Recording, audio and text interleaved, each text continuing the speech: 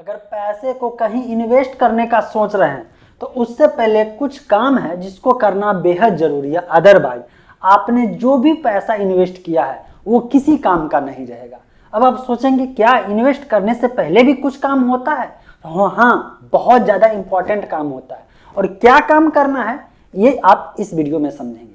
Friends, जैसा कि आपको मालूम है कि अगर पैसे का वैल्यूएशन मेंटेन करके रखना है या पैसे का वैल्यू बढ़ाना है, पैसे को ग्रो करना है, तो आपको पैसे को कहीं ना कहीं इन्वेस्ट करना है। लेकिन इन्वेस्टमेंट करने के होड़ में, पैसे ज्यादा कमाने के चक्कर में लोग जो है बेसिक रिक्वायरमेंट भी वो पूरा नहीं करते हैं और बाद में ऐसा झटका लगता है कि जो भी पैसा कहीं इन्वेस्ट किए हैं वो आपके लायक ही नहीं रहता है।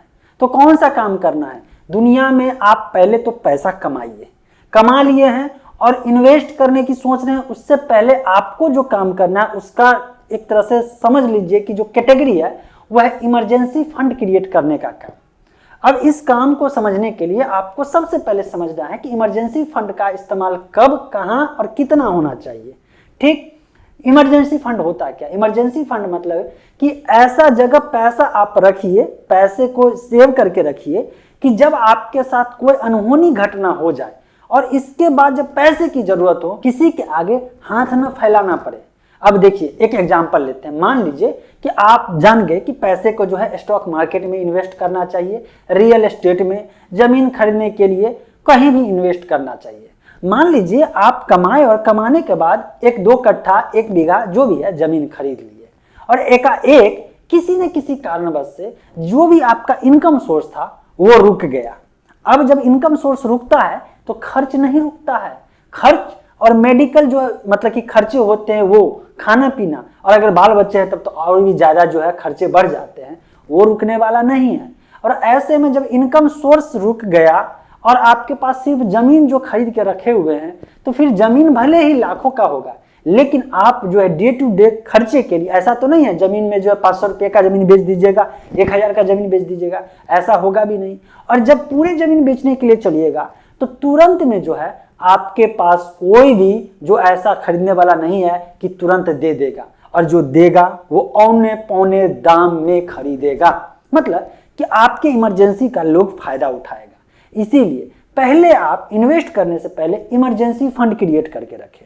अब जैसे एक एग्जांपल लेते हैं, खुदा न खास्ते आपके साथ कोई घटना हो गई, आपके फैमिली में कोई घटना हो गई और आपके पास पैसा नहीं है। आप जानते हैं कि आपका जो है स्टॉक में पैसा है और मान लीजिए कि स्टॉक उस समय बहुत नीचे चल रहा होगा, जैसे अभी सिचुएशन जो है स्टॉक कितना ज्यादा डाउन हो गया।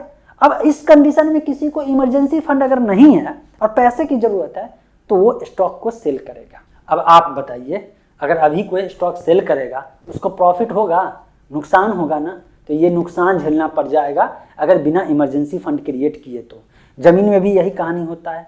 अब इमरजेंसी फंड क्रिएट करने के लिए आपका कोई तो एक क्राइटेरिया होगा ना कि कितना पैसा होना चाहिए और कहाँ होना चाहिए।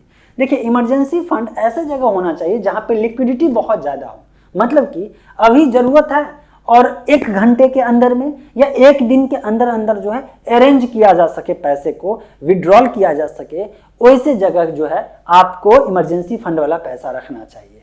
अब जैसे कि मान लीजिए सेविंग अकाउंट में है, आप जान रहे हैं कि उसका जो इंटरेस्ट नहीं ज़्यादा मिलेगा, लेकिन चूंकि इमरजेंसी फंड वाला जो उसमें रखे हुए हैं तो तुरंत में एटीएम से विड्रॉल कर सकते हैं, किसी को सेंड कर सकते हैं, हॉस्पिटल बिल दे सकते हैं, खर्चा पानी के लिए पैसे जो है थोड़ा थोड़ा खर्च कर सकते हैं उसमें से। तो ये होता है और एक पीरियड के लिए होता है ताकि इस पीरियड के अंदर अंदर आपका कोई खर्चा पानी रुकेगा भी नहीं, आप टेंशन फ्री रहिएगा और इसके बाद दूसरा इनकम सोर्स तब तक जो है ढूंढ लीजिएगा। तो इमरजेंसी फंड मैं अपने हिसाब से जो करके रहता हूँ, जो मेरा मंथली एक्सपेंस है, आपका अलग हो सकता है, मेरा अलग, और हर आदमी का अपना अपना एक्सपेंस हो सकता है, खर्च का अपना अपना तरीका हो सकता है। तो मान लीजिए किसी का हर महीने 10,000 रुपये खर्च है, सब खर्चा मिला करके, और किसी का 50,000 रुपये खर्च है। तो ये आप डिसाइड कर लीजिएगा कि आपका खर्चा कितना पड़ता है। उसको जो है 12 महीने, कम से कम तो 6 महीने का होना चाहिए। अभी आप सोचिए कि अभी जहां से भी आप पैसे कमा रहे हैं, एकाएक आपको पैसा देना बंद कर दे, आना बंद हो जाए, काम है बंद हो जाए, बिजनेस है ठप हो जाए, या कुछ ऐसी घटना हो जाए जिसके कारण आप काम पे ना जा पाए, तो फिर ऐसे कंडीशन में आपके पास टाइम पीरियड होना चाहिए ना, तो 6 महीना मिला जुला के, लेकिन 1 साल जो है सफिशियंट है। इस बीच जो है पूरा कंसंट्रेशन डाल के लोग कोई ना कोई इनकम सोर्स खोज ही लेता है। तो जो भी आपका जो एक्सपेंस होगा मंथली, उसको 12 से गुना करिए, उतना पैसा जो है आप बैंक अकाउंट में जरूर रखें, या ऐसे जगह रखें कि आप एक दिन के अंदर अंदर बिना किसी रुकावट और बिना उसका ज्यादा वैल्यू घटे हुए आप जो है वो विड्रॉल कर सकते हैं या उसका इस्तेमाल कर सकते हैं।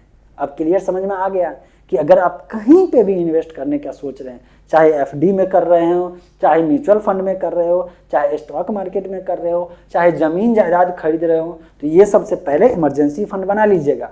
अदरवाइज जो है ना, जब भी कोई घटना होती है या कोई भी मतलब कि आपके साथ अनहोनी होता है, तो खटखटा के नहीं आता है ये सब चीज, ये एकाएक आता है और आप सोच नहीं सकते।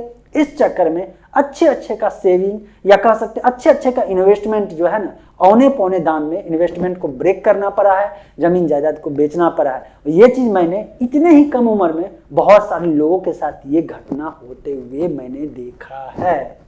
और मेरा तो यही सजेशन रहता है कि 2-3 काम तो करवा के रखिएगा, टर्म इंश्योरेंस, हेल्थ इंश्योरेंस, ये सब तो करवा के रखिएगा ही रखिएगा। तो क्या आप मानते हैं कि इमरजेंसी फंड हर एक आदमी को बना के रखना चाहिए? यस या नो? नीचे कमेंट सेक्शन में जरूर